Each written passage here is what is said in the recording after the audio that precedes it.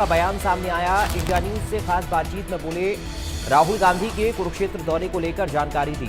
हरियाणा उत्तराखंड के जिलाध्यक्षों का प्रशिक्षण शिविर होगा। कांग्रेस के तमाम नेता इस दौरान मौजूद रहेंगे। मनरेगा को लेकर भी उन्होंने प्रतिक्रिया दी है। वित्तीय वर्ष के बजट को लेकर भी बोले हैं, बजट कर्ज बढ़ाने के लिए नहीं, खत्म करने के लिए होना चाहिए।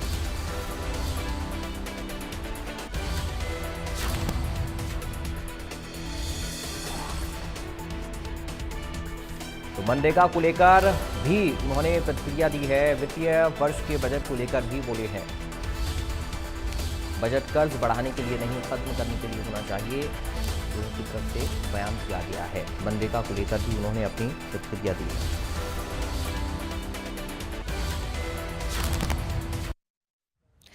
मनरेगा को खत्म करने और उसकी जगह वीबी जी राम जी नया विधेयक लेकर आने को लेकर लगातार विरोध जो है वो कांग्रेस की तरफ से जारी है और इंडी गठबंधन की तरफ से भी देश भर में अलग अलग जगह और हरियाणा में भी आगामी 45 दिनों का जो कार्यक्रम है वो इसके विरोध के स्वरूप जो है वो तय किया जा चुका है। इसको लेकर एक बड़ी बैठक भी बीते दिनों कांग्रेस की हुई थी। इस वक्त कांग्रेस के वरिष्ठ विधायक अशोक अरोड़ा हमारे साथ मौजूद है, उनसे बातचीत करते हैं। सर, वीबी जी राम जी, इसको लेकर हालांकि बीजेपी कांग्रेस से ये सवाल पूछ रही है कि आखिर कांग्रेस ये बताए कि उन्हें इसके नाम से, जी राम जी के नाम से दिक्कत है या फिर इसमें जो विधेयक बनाया गया है उससे दिक्कत है। मुझे लगता है कि बीजेपी वाले राम को अपना पेटेंट समझते हैं। राम हमारा सबका है, हमारे मन में है राम, परंतु नाम से नहीं। एक तो ये जो मनरेगा की स्कीम लाए थे, इस देश में ग्रामीण अंचल में बसने वाले गरीब आदमी को रोजगार मिले, इसके लिए स्कीम लाए थे। और इससे विशेष रूप से हमने देखा है कि गांव के अंदर महिलाओं को बहुत बड़ा इसमें काम मिला। परंतु ये लोग ये नहीं चाहते कि आत्मनिर्भर बने, ये चाहते हैं सरकार पे निर्भर रहे और 5 किलो अनाज लेके अपना पेट पालते रहे। यही कारण है कि रोजगार की तरफ कोई ध्यान नहीं है। बेरोजगार पढ़े लिखे बच्चे आज डोंकी के जरिए विदेश जाने पे मजबूर हो रहे हैं और इससे जो 100 दिन का रोजगार मिलता था उसको ये खत्म करना चाहते हैं। ये मनरेगा का नाम नहीं बदला, ये मनरेगा को ही खत्म कर दिया। जब 10% हिस्सा स्टेट गवर्नमेंट ने देना होता था, ये वो भी नहीं दे पाते थे। तो बीजेपी का सभी नेता क्योंकि ये कह रहे हैं, क्योंकि केंद्रीय मंत्री चाहे बीजेपी के प्रदेशाध्यक्ष हों, सभी प्रदेशों के सीएम जो हैं, सभी इस चीज को लेकर प्रेस कॉन्फ्रेंस कर रहे हैं और एक ही बात सबके द्वारा बार बार कही जा रही है कि कांग्रेस तो इस पूरे विषय में भ्रम फैलाने का काम कर रही है। मुझे लगता है कि ये जब 3 कृषि बिल आए थे, जब भी ये कहते थे कि ये एक भ्रम फैलाया जा रहा है, और फिर इन्हों द्वारा वापस लेने के बाद ये कहा गया था कि हम और अच्छे ढंग से लाएंगे। तो ये भ्रम फैलाने की बात नहीं है। हम चाहते हैं कि गरीब को रोजगार मिले, इसलिए हमें मनरेगा के जरिए लोगों को काम मिलना चाहिए। वहीं अरोड़ा साहब, आने वाले दिनों में राहुल गांधी का दौरा भी हरियाणा में बहुत जल्द होने वाला है और आपकी कॉन्स्टिट्यूएंसी कुरुक्षेत्र में ही वो आ रहे हैं जिसमें जिलाध्यक्षों का प्रशिक्षण शिविर है। क्या प्रारूप रहने वाला है इस पूरे कार्यक्रम का?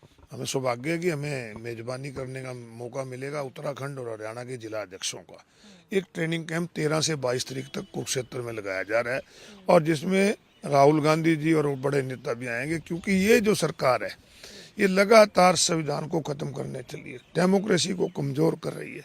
ऐसे में कांग्रेस पार्टी, मुख्य विपक्षी पार्टी, अपने जिला अध्यक्षों को के जरिए इसको बूथ स्तर तक लेकर संगठन को जाएंगे ताकि सरकार की जन विरोधी नीतियां और संविधान को बचाने के लिए हम इस पर लड़ाई लड़ सकें। कौन कौन इसमें ट्रेनिंग देगा? क्या राहुल गांधी मौजूद रहेंगे या फिर उनके अलावा भी कोई लोग रहेंगे जो जिला अध्यक्षों को ट्रेनिंग देंगे? उसमें कौन कौन रहेगा लीडरशिप से? अलग अलग सब्जेक्ट पे अलग अलग नेता आएंगे।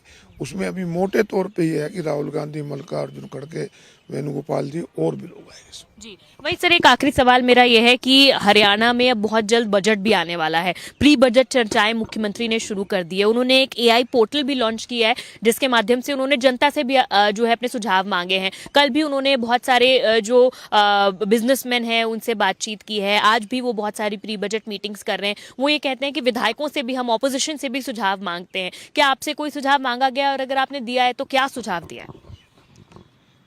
जहाँ तक लोगों से राय मांगनी अच्छी बात है, परंतु पिछले 11 साल का जो एक्सपीरियंस मेरा बताता हूँ कि लगातार कर्जा बढ़ा है। कैपिटल एक्सपेंडिचर जिसके जरिए विकास होता है वो लगातार घटता जा रहा है। पिछले दिनों विधानसभा के अंदर सप्लीमेंट्री डिमांड्स आई थी। मैंने उस पर बोलते हुए कहा था कि आज हमें दुख होता है कि कर्जा जो लिया जा रहा है वो कर्जे की किस्त और ब्याज चुकाने के लिए लिया जा रहा है। अगर इसको विकास के लिए लिया जाता तो अच्छी बात होगी।